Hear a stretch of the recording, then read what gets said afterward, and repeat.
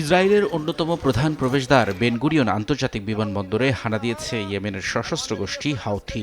গোষ্ঠীটির সামরিক মুখপাত্র জানান, ক্লাস্টার বা গুচ্ছ ক্ষেপণাস্ত্র এবং ড্রোনের সমন্বয়ে এই হামলা চালানো হয়েছে।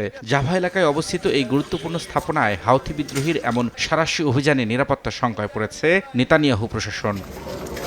হামলার খবরের মধ্যেই বিমানবন্দরে একটি সন্দেহজনক প্যাকেজকে কেন্দ্র করে তৈরি হয় চরম নাটকীয়তা। ইসরায়েলি সংবাদ মাধ্যম ওয়ানেট নিউজ জানিয়েছে, হঠাৎ করেই একটি পরিত্যক্ত প্যাকেজ থেকে ধোঁয়া বের হতে দেখেন কর্মীরা। এরপরই অগ্নি নির্বাপক ও উদ্ধারকারী দল দ্রুত ঘটনাস্থলে পৌঁছায়। রাসায়নিক হামলার আশঙ্কায় বিমানবন্দরে দায়িত্বরত সব কর্মীকে নিরাপদ দূরত্বে সরিয়ে নেওয়া হয়। বর্তমানে পুরো বিমানবন্দর এলাকা জুড়ে চলছে কড়া পর্যবেক্ষণ। ওই প্যাকেজের ভেতরে কোনো প্রাণঘাতী রাসায়নিক পদার্থ আছে কিনা তা পরীক্ষা করে দেখছেন বিশেষজ্ঞরা। হাউথি বিদ্রোহীর মুহুর্মুহু ক্ষেপণাস্ত্র হামলা আর বিষাক্ত ধোঁয়া সব মিলিয়ে এখন এক চরম অস্থিরতা বিরাজ করছে ইসরায়েলের প্রাণকেন্দ্রে। ইয়েমেনি যোদ্ধাদের দাবি আর রাসায়নিক আতঙ্ক দুই মিলে বেন গুরিয়ন এখন যেন এক আতঙ্কের জনপদ। রবিউল ইসলাম আওলাদ, সময় সংবাদ।